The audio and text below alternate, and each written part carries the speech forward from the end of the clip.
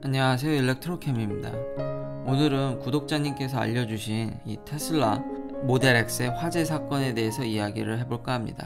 제가 이게 조금 늦어진 게 아무래도 한국에서 일어난 일이다 보니까 시간에 딜레이가 있었습니다. 아무래도 시작하기 앞서 삼가 고인의 명복을 빌고요. 진짜 모든 차들이 참 완벽했으면 좋겠는데 참 이게 너무 안타깝고, 이 세상에 완벽한 차는 없고 제가 이야기할 수 있는 것은 이건 확률적인 이야기입니다.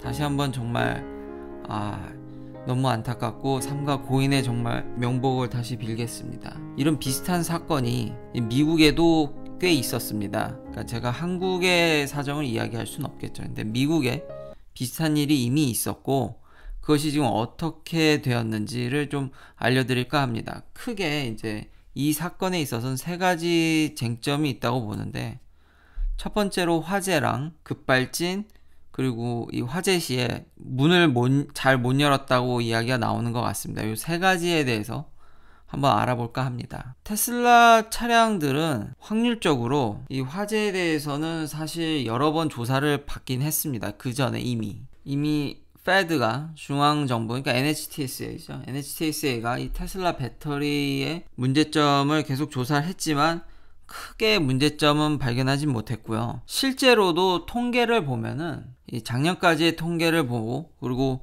일론 머스크의 말들을 이렇게 종합해 보면은 기존 내연기관 대비 한 10배 안전한 거는 맞는 것 같습니다. 그리고 대부분의 지금 화재 사건들이 초기 모델에 집중되어 있기 때문에 최근 모델로 오면 그 화재가 그마저도 줄게 되고, 그리고 그 화재들이 대부분 이제 자발적으로 화재가 나는 게 아니라 다른 전기차와 달리 대부분 사고로 인해서 화재가 납니다. 그래서 페드도 그러니까 잠정적으로, 그러니까 NHTSA도 이거를 종결하면서 이 보강을 하라고 이야기를 했습니다. 그래서 보면은 일론 머스크가 그래도 이거를 할 필요 없다고 끝까지 견디다가 결국은 했거든요. 이 앞에 이렇게 보강제를 댔습니다. 그러니까 사고 시에 배터리 팩을 더 보호할 수 있게 이런 장치를 더 조치를 해서 보완이 된 걸로 이제 마무리됐지만, 물론 그렇다고 해서 이렇게 포기할 NHTSA는 아닙니다. NHTSA는 소비자 편인데다가 리콜을 때린데 또 때리고, 때려놓고 잘하고 있는지도 보고, 검사했던 걸 또 검사하고 또 검사하는 아주 무시무시한 기관입니다. 그것에 대해서는 저는 다른 의견이 없습니다.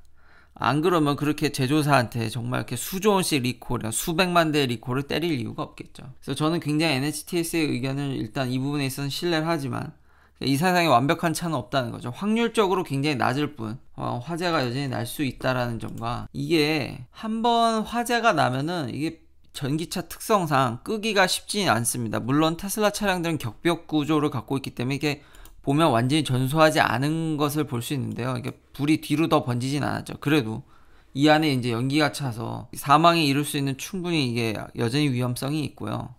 한국하고 똑같이 지금 많이 미국도 지금 워낙 테슬라 차량들이 많이 돌아다니다 보니까 파이어파이터들 분들, 그러니까 소방관들 분들을 열심히 교육을 시키지만 여전히 한 절반 정도는 전혀 준비가 되어 있지 않는다고 합니다. 이게 열심히 NTSB가 열심히 이런 교육 자료를 뿌리고, 테슬라가 굉장히 이제 협조적이라고는 하지만 여전히 좀 이런 문제들이 좀 있습니다. 그래도 이게 많이 사실은 올라온 겁니다. 그 전에는 전혀 몰랐다가 많이 교육이 돼서 반까지 올라갔지만 여전히 다 완벽히 준비되어 있지 않다라는 거죠. 그러니까 이런 부분도 하루빨리 더 교육이 돼야 되고 서로 잘 이렇게 긴밀히 협조가 돼야 될 것 같습니다. 자, 급발진 문제. 급발진도 이거 올해 초부터 NHTSA가 이제 조사에 들어가죠. 근데 사실 그 전에도 계속 조사는 들어갑니다. NHTSA는 아까 말씀드렸듯이 리콜 때리고 또 때리고 조사도 또 하고 했던 주제 갖고 또 합니다. 그러니까 이 급발진에 대해서는 사실 테슬라뿐만 아니라 모든 차들이, 제가 어렸을 때도 내연기관에서도 급발진 문제가 참 많았던 것 같은데요. 그래서 이거를 미국에서 Sudden Unintended Acceleration이라고 해서 SUA라고 부르는데, NHTSA가 이걸 과거에 엄청 조사를 많이 했습니다. 왜냐면 이거를 클레임하는 드라이버들이 엄청 많았거든요. 그러니까 매년 나옵니다. 매년 나올 수밖에 없는 게, NHTSA가 한때가 막 예전 영상에도 만들었었는데 수천억을 들여가지고 한번 제대로 전수조사한 경우가 있는데, 결국은 굉장히 운전자가 당황을 해서 이 브레이크를 밟아야 되는데 엑셀레이터를 밟은 경우가 거의 대부분입니다. 그래서 매년 16,000건의 사고가 운전자가 당황을 해서 브레이크를 밟아야 되는데 악셀레이터를 밟는 사고가 매년 16,000건이 나옵니다. 근데 이때 수천억을 들여서 조사를 했음에도 불구하고 역시 다시 테슬라든 다른 차량이든 NHTS는 조사한 걸 또 조사합니다. 왜냐면 차가 계속 발전을 하고 기술이라는 건 계속 발전하고 차가 바뀌는 거기 때문에 NHTS는 항시 모니터링을 합니다. 그렇지만 이쪽 부분도 그러니까 만약 소송이 걸린다면 이기기는 쉬워 보이지 않습니다. 피해자가. 왜냐하면은 이런 게 이미 밑에 깔려 있기 때문에 거기다가 이제 테슬라 쪽 주장을 보면은 테슬라 차량은 다른 차들과 달리 센서들이 이미 그것을 감지하고 쓰려고 하고 오토파일럿 센서와도 인게이지 돼서 상황이 지금 운전자가 페달을 잘못 밟았다고 생각을 하면 그걸 동력을 끊는다고 합니다. 알아서. 이런 장치들이 어느 정도 있기 때문에 충격을 최소 완화할 수 있다라고 하고 최근에 이런 어떤 파티션이나 이런 것들이 테슬라답게 숏셀러들이 이야기한 거라고 테슬라 측은 주장하고 있습니다. 그리고 NHTS에도 과거의 이런 데이터들로 봤을 때 운전자 실수율 확률이 굉장히 높습니다. 근데 그러니까 저는 계속 확률만 다시 한번 말씀드리면 이건 확률의 문제인 겁니다. 제조사들이 이 NHTSA가 한두 번 보고서를 작성한 게 아니라 정말 여러 번 작성해서 이걸 믿고 이렇게 우기다가 된통 당한 회사들이 두 회사가 있습니다. 그러니까 저거가 그렇게 될 확률이 높지만 100%또 믿을 수는 없는 게 옛날에 80년대 아우디가 이거 보니까 이 페달에 미스 어플리케이션이 돼서 그러니까 얼라이먼트라든지 이게 잘 안 돼서 이미 운전자가 충분히 브레이크 대신 악셀레이터를 밟을 만한 상황을 만들어줬다고 해서 아우디가 이때 난리가 났었고요. 최근에는 토요다가 있습니다. 토요다도 이런 급발진 사고가 당했을 때 뭐라 그랬냐면 똑같이 이렇게 얘기했습니다. 왜냐면 대부분 이렇게 넘어가게 되니까요.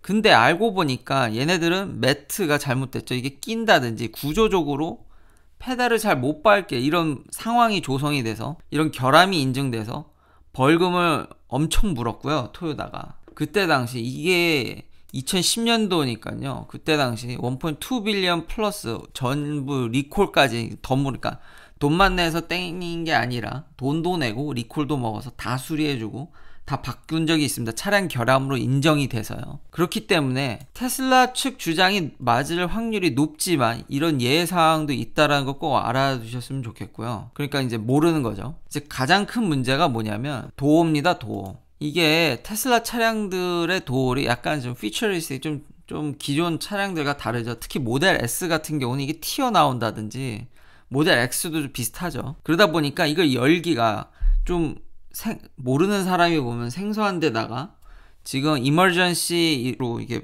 여는 그 스위치도 테슬라 차량들은 좀 다르죠. 그러다 보니까 이거는 지금 소송 중에 있습니다. 실제로 이게 이 안에 물론 운전자가 잘못해서 이게 과속을 해가지고 이제 받아가지고 사고가 나서 이제 거기서 이제 불이 났지만 근데 이거 문을 못 열어가지고 그 안에서 사망한 사고가 미국에도 역시 있었습니다. 당연히 지금 소송이 걸려 있고요. 근데 이거는 좀 문제가 되는 게 이게 지금 미국의 규정이 이런 이머전시 스위치라고 해야 될까? 이런 도어를 여는 게 그렇게 그러니까 레귤레이션이 까다롭게 돼 있지가 않습니다. 물론 당연히 기본적으로 이게 에어백이 터지면 자동적으로 문이 이게 열리게 되어 있습니다. 그러니까 에어백이라든지 어떤 상황이 있으면. 근데 그런 장치들이 꼭 100% 작동한다는 보장이 없죠. 왜냐면 크래시니까요. 차에 어떤 데미지가 갈 줄 알고 그러니까 응급적으로 열 수 있어야 되는데 다른 회사들은 그런 스위치들이 다 있고 뭐 이렇게 파워가 있는 한 문을 열 수 있고 이런데 이게 모델 3만 보더라도 이게 운전자 쪽에 이렇게 보면은 그 윈도우 스위치 바로 뒤에 이 레치가 있어서 그걸 당기면은 응급시 이렇게 열게 할 수 있습니다. 그렇지만 다른 도어에는 없거든요. 그러니까 반드시 이제 프론트 도어로 가서 나가야 된다든지. 이 모델 Y는 뒷좌석에 매뉴얼 릴리즈 그 탭이라고 해야 되나요? 끈이 있습니다. 근데 이걸 아는 사람만 알지. 그러니까 파워가 떨어졌을 때 뒷문을 어떻게 여냐면 약간 그 뒤에 도어 포켓에 요 플라스틱을 제거를 하고 그러면 이렇게 끈이 하나 나오거든요. 끈하고 이렇게 택으로 된 거. 요거를 당기면은 이제 문이 열립니다. 그러니까 모델 Y는 뒤도 이렇게 매뉴얼 파워가 없을 때 열 수 있는데 이걸 어떻게 하냐고. 이거 아는 사람만 알지. 그리고 이 장치들이 안에 있다 보니까 이게 밖에서 열 수 있냐 이거죠. 찾아보니까 손쉽게 영어로는 이 모델 X 이머전시 리스폰스 가이드라고 해서 이 고압 전류면 어디를 잘라야 되는지 매뉴얼로 이 팔콘 윈도우나 도어를 어떻게 여는지 파 없이, 그리고 도어를 어떻게 리무빙 하는지 이게 매뉴얼이 있긴 한데, 이런 것들이 하루빨리 이게 잘 보급이 돼야지 이걸 열 수 있지, 이거를 전혀 모르고는 어딜 잘라야 되는지 이런 걸 전혀 모를 것 같습니다. 그러니까 빨리 구조를 해야 되는데 이런 문제들, 지금 그래서 그 문제에 대해서는 소송이 걸려 있습니다.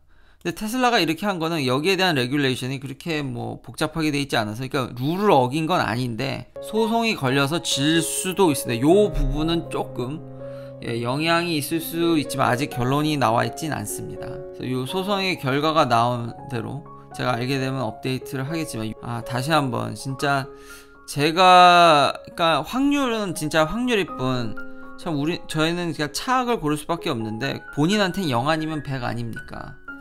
제가 당했었더라도 이건 진짜 너무 억울하고 좀 잘 이게 밝혀져서 다시는 이런 일이 없었으면 좋겠습니다. 긴 영상 시청해 주셔서 감사합니다. 내일도 테슬라 관련 이야기들로 찾아뵙겠습니다.